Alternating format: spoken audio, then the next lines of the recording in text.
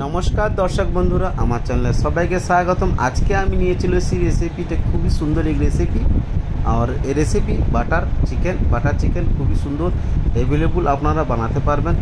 Bye the way my channel Food Paradise आमी निये निয়েছি 1 KG chicken निये निয়েছি आमी एमনি नर्माली चिकेन এটা আমি নিয়ে চলেছি ভালো করে আমি এটা ছালটা ছাড়িয়ে রেখে দিয়েছি।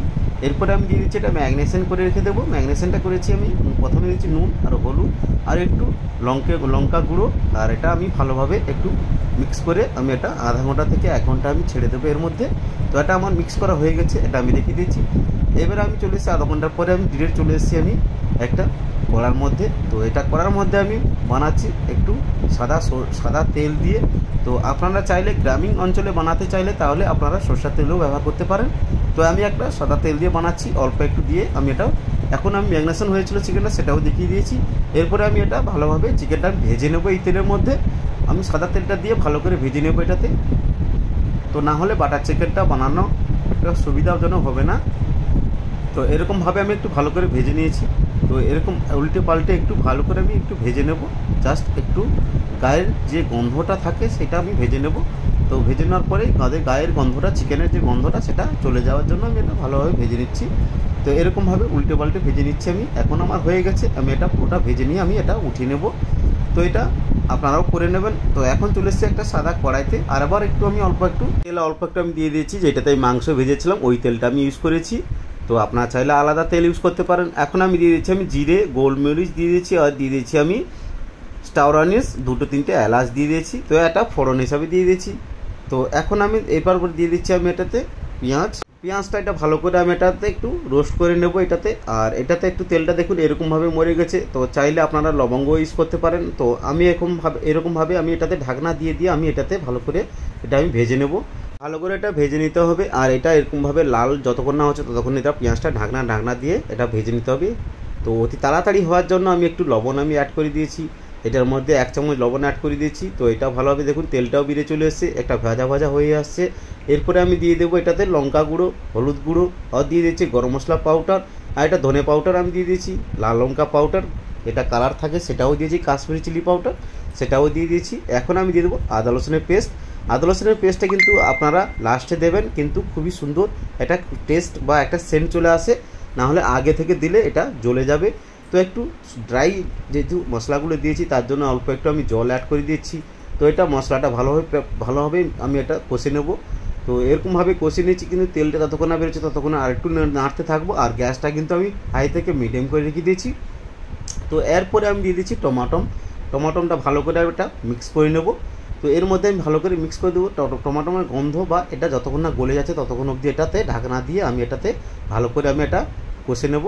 তো দেখুন টমাটোটাও গলে এসছে, তেলটাও সুন্দর বেরিয়ে পড়েছে। এরকমভাবে কিন্তু ভালোভাবে এরকম গলে যাবে।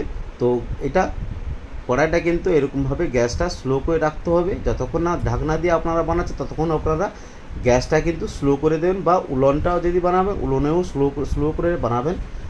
তো যেহেতু এটা খুবই সুন্দর রেসিপি আপনারা এরকমভাবে বানাবেন। তো এখন আমার মশলাটা কষা হয়ে গেছে। এরপরে আমি দিয়ে দিচ্ছি এটাতে চিকেনগুলো যেটা ভেজেছিলাম সেটা আমি এখন এর মধ্যে আমি অ্যাড করে দিচ্ছি।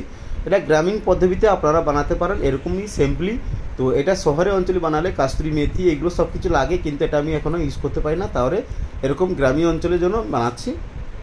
তো এরকমভাবে আপনারাও তৈরি করতে পারবেন, অ্যাভেলেবল সুন্দর রেসিপি। তো টেস্টিফুল এটা ভাত পোলাও রুটি পরোটার সঙ্গে আপনারা খেতে পারবেন। তো এখন আমার কষা হয়ে গেছে, যেহেতু মাংসটা ভাজা হয়েছিল আর মশলাটাও ভালোভাবে কষে নিয়েছি। তো বাটার চিকেনের জন্য অল্প একটু জল লাগে, বেশি জল লাগবে না। তো এর জন্য আমি অল্প একটু জল অ্যাড করে দিয়েছি। তো এরকমভাবে কষা হবে। তো এরকম একটুখানি আমি ঢাকনা দিয়ে দিচ্ছি আর গ্যাসটা আমি স্লো করে দেবো। তো এখন এরকমই রেসিপির জন্য আপনারা প্লিজ এরকম আপনারা দেখতে পারেন, খুবই সুন্দর রেসিপি। আপনারা খুবই একবার ট্রাই করতে পারেন। রেসিপিটা যদি ভালো লেগে থাকে লাইক শেয়ার কমেন্ট এবং সাবস্ক্রাইব করার অনুরোধ রইল। এখন আমি ঢাকনা খুলে আরেকবার নেড়ে চেড়ে ভালো করে মিক্স করে নেব।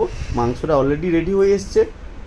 তো এটা ভালো করে আমি এদিক ওদিক নেড়ে চেড়ে আমি এরকমভাবে আরেকবার ঢাকনা দিয়ে দেবো, যাতে মাংসটা যাতে স্ট্রং যেটা আমি ভেজে রেখেছিলাম তাতে নরম হয়ে যায়, তার জন্য ঢাকনা দিয়ে বানাতে হবে।